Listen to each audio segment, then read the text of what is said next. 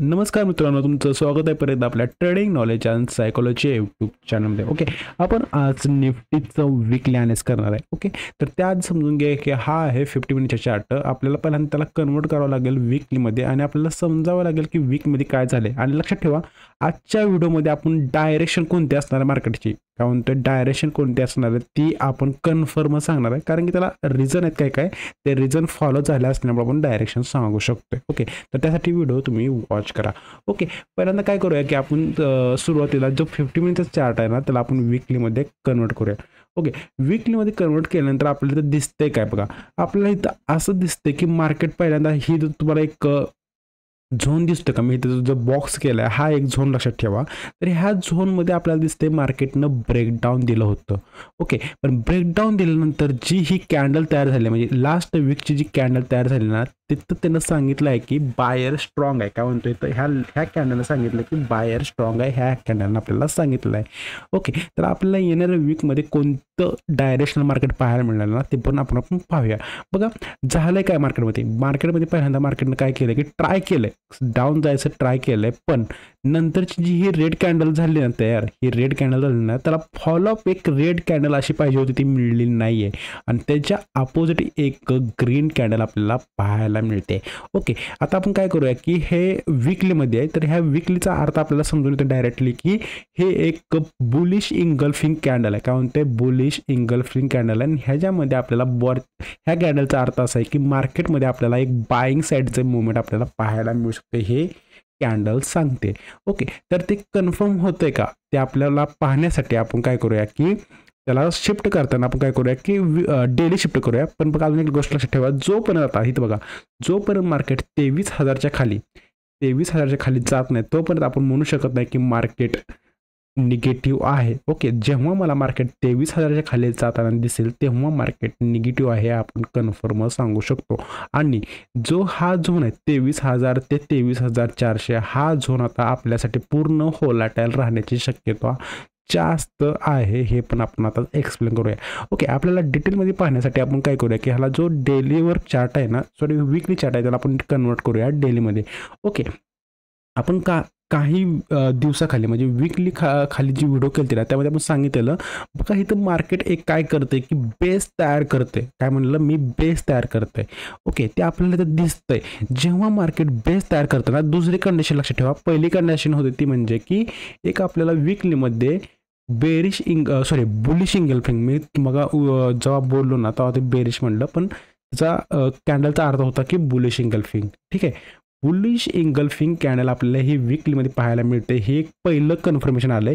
आणि दुसरं कन्फर्मेशन काय सांगतो बघा, आपल्याला मार्केटमध्ये सांगतंय, दुसरं कन्फर्मेशन असं आहे की आपल्याला मार्केट एक सांगतं की एका झोनमध्ये मार्केटनं ट्रेड केलंय. पण लक्षात ठेवा, इथं महत्त्वाचा पॉईंट काय आहे की मार्केटमध्ये ट्रेड केलंय, पण आपल्याला इथं पाहायला मिळतं की मार्केटमध्ये जेव्हा मार्केट ब्रेकडाऊन होतोय, ब्रेकडाऊन झाल्यानंतर जेव्हा बायर ट्राय करतं, ही गोष्ट लक्षात ठेवा, बायर काय करतं की जे ब्रेकडाऊन झाल्यानंतर ट्राय करून मार्केटला काय करतं की जो त्याचा रजिस्टन्स होता त्याच्यावर मार्केट जेव्हा ट्रेड करतंय तेव्हा समजायचं की बायर स्ट्रॉंग आहेत. काय म्हणतोय, बायर स्ट्रॉंग आहेत. आणि हे एक मार्केट रिव्हर्सल होण्याचे इंडिकेशन असतात.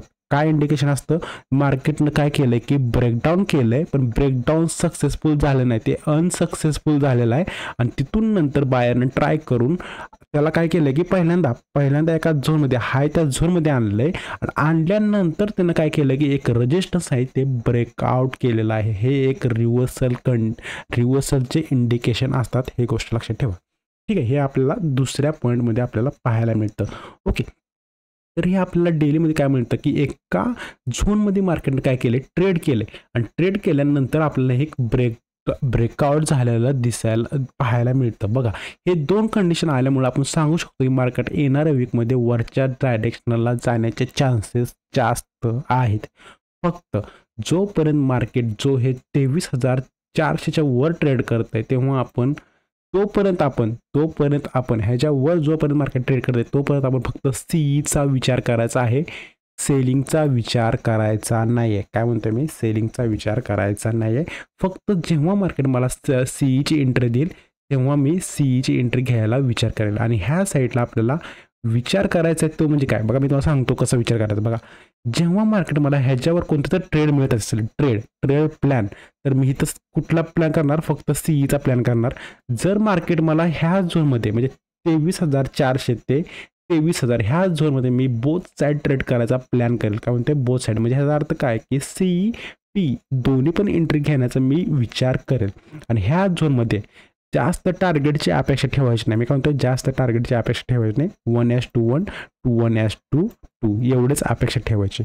आणि जेव्हा मला मार्केट दिसते परत नंतरच्या वेळी जो ब्रेकडाऊन झाला होता, म्हणजे ब्रेकडाऊन हा जो झोन ब्रेकडाऊन झाला त्याच्या खाली जेव्हा ट्रेड करायला लागेल 23,000च्या खाली, तेव्हा मी सेलिंगचा विचार करेल आणि मी तेव्हा फक्त पीईची एंट्री घेणे एवढंच ट्राय करेल. ओके, हे आपल्याला डेलीमध्ये पाहायला मिळू शकतं.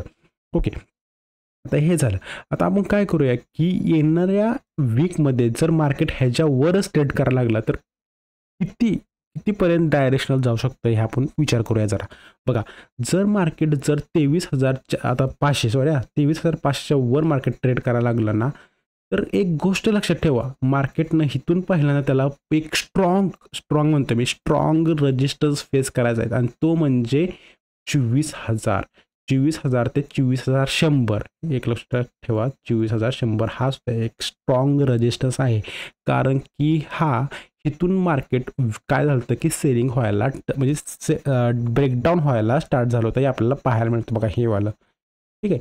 इथून मार्केट काय आलं की पहिल्यांदा वरच्या साईडला ट्रेड केलंय, ब्रेकडाऊन झालं, पण मार्केट नंतर परत एकदा ट्राय करून एकदा रिस्पेक्ट दिले. हा जो रेजिस्टन्स आहे ना, ह्या सपोर्टला, ठीक आहे, तुम्हाला इथे थोडंसं एक्सप्लेन करतो. बघा कसं आहे, मी काय केलं, ह्या चार्टला जरा थोडंसं स्मॉल केलं आहे.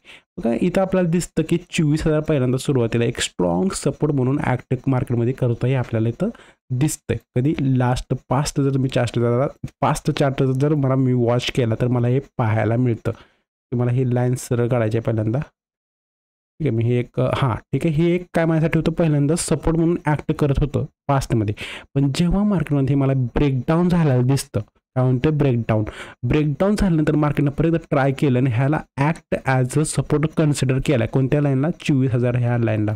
ओके, पण तिथून नंतर मार्केटनं परत एकदा ब्रेकडाऊन दिले आणि रिस्पेक्ट दिला त्या सपोर्टला. म्हणजे तो सपोर्ट ॲक्ट ॲज काय झालेला आहे, रेजिस्टन्स झालेला आहे. काय म्हणतं रेजिस्टन्स. तिथून आपल्याला एक सेलिंग पाहायला मिळते मार्केटमध्ये. आणि तिथून नंतर मार्केट कंटिन्युअस डाऊन साईडला ट्रेड केले आणि आपल्याला आता सेम हे आपल्याला इथं पाहायला मिळतंय. जर मार्केटमध्ये उद्याच्या दिवशी आपल्याला मार्केट समजा इथं ट्रेड करताना दिसत असेल ह्याच्या खाली 23,400च्या, तर समजून जावा की इथून मार्केट डाऊन साईडला जाणार आहे. कारण इथं आपल्याला कंडिशन दिसते. बघा काय झालंय, पहिला जो सपोर्ट होता ना, तो ॲक्ट ॲज रेजिस्टन्स अजून सुद्धा आहे. अजून सुद्धा आहे. पण जर मार्केट ह्याच्या खाली ट्रेड करायला चालू केलं की आपल्याला कळून चुकेल की मार्केट डाऊन साईडला जाणार आहे. हे आपल्याला कळून चुकेल. पण जर मार्केट ह्याच्यावरच ट्रेड करत असेल तर आपल्याला वरच्या साईडला मार्केट पण गेलेलं पाहायला मिळेल. कारण की इथे एक बेस फॉर्मेशन आणि प्लस बायरनं काय केलं आहे, तर बायरनं काय केलं की ब्रेकडाऊन जे होणार होतं ना, ते ब्रेकडाऊन होण्यापासून मार्केटला वाचवलं आहे आणि इथं बायर स्ट्रॉंग झालेले आहेत. हे पण आपल्याला पाहायला मिळतं. फक्त लक्षात काय ठेवायचं आहे, जर मार्केट मला ह्याच्या खाली ट्रेड करत असेल तर काय करायचं आहे, तो प्लॅन आपण सांगितलेला आहे. जर ह्याच्यावर ट्रेड करत असेल तर तो पण प्लॅन तुम्हाला सांगितलेला आहे काय करायचं आहे. ओके, आता आपण काय करूया की कुठपर्यंत मार्केट जाऊ शकतं ते पण आपल्याला पाहायचं आहे. बघा पहिल्यांदा मार्केट आपल्याला 24,000 हा रजिस्टर आपल्याला फेस करताना दिसू शकतो. काय म्हणतो 24,000 हा रजिस्टर आपल्याला फेस करताना दिसू शकतो. जर मार्केट 24,000ला रिस्पेक्ट देत असेल, काय म्हणतोय ह्या रजिस्टन्सला रिस्पेक्ट देत असेल, काय म्हणतोय रिस्पेक्टचा अर्थ असतो की मार्केट काय करतं की 24,000 ते 24,100च्या वर जायला तयार नसेल तर समजून जायचं की आपल्याला येणाऱ्या वीकमध्ये हे एवढंच म्हणजे 500 ते 600 पॉईंटच आपल्याला ट्रेड करता येणार आहे. त्याच्यापेक्षा जास्त बिग मूव्ह आपल्याला पाहता येणार नाही. मग आपला इथं ट्रेडिंग प्लॅन काय असेल? ट्रेडिंग प्लॅन असा असेल की मी फक्त काय करेल इथे ह्या ठिकाणी सी आणि पी साईडच्या दोन्ही पण एंट्री घेणे मी प्रेफर करेल. कारण मार्केट मला दिसतं की 24,000च्या वर जायला तयार नाही. फक्त मी काय म्हणतो इथं जायला तयार नाही ना, ठीक आहे. मग आपण काय करूया की सी पी साईडच्या एंट्री बोथ साईडच्या एंट्री घेणं प्रेफर करायचं. दुसरी कंडिशन ह्यामध्ये की टार्गेट जे असणार ना आपलं टार्गेट ते असणार ते म्हणजे 1:2 ते 1:1 आणि ह्याचाच अर्थ असा आहे की माझं टार्गेट हे काय असणार आहे लो असणार आहे. कारण की मार्केट एका झोनमध्ये ट्रेड करताना आपल्याला पाहायला मिळू शकतं. आणि इम्पॉर्टंट पॉईंट मी काय म्हणतो त्याला स्टार करून घ्या.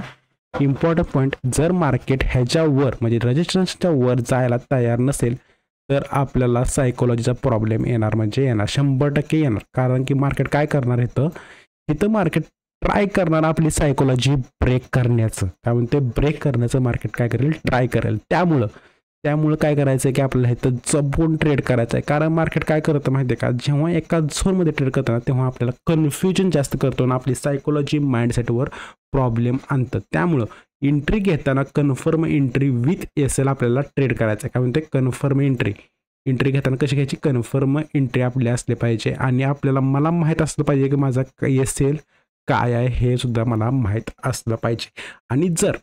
आणि जर मार्केट समजा ह्या 24,000 रजिस्ट्रेशनच्या वर जर ट्रेड करताना दिसत असेल तर आपल्याला येणाऱ्या पुढच्या वीकमध्ये मार्केटनं एक नवीन जो हाय होता ना पहिलावाला तो 26,000 25,000 हे आपल्याला परत एकदा टेस्ट झालेले पाहायला मिळू शकतात. पहिली कंडिशन एवढीच आहे की 24,000च्या वर ट्रेड करतंय का. जर ट्रेड करून ह्याच्यावर जर टिकत असेल तर आपल्याला मार्केट बाईंग साईडचं परत एकदा एक डायरेक्शनल मार्केट आपल्याला पाहायला मिळू शकतं. हे आपल्याला सांगू शकतो आपण. कारण की हे एक 24,000 हे का स्ट्रॉंग रजिस्टन्स म्हणून ॲक्ट करत होता तो परत नंतर आपल्यासाठी सपोर्ट म्हणून ॲक्ट करणार आहे. त्यामुळे आपल्याला चेक करायचं आहे मार्केट ट्रेड करते का. ओके हे होतं आपलं निफ्टीचं वीकली डेली ॲनालिसिस. ओके काय होतं आपण हे येणाऱ्या वीकमध्ये आपण चेक करूया. तोपर्यंत स्वतःची काळजी घ्या. ओके बाय भेटूया नंतर.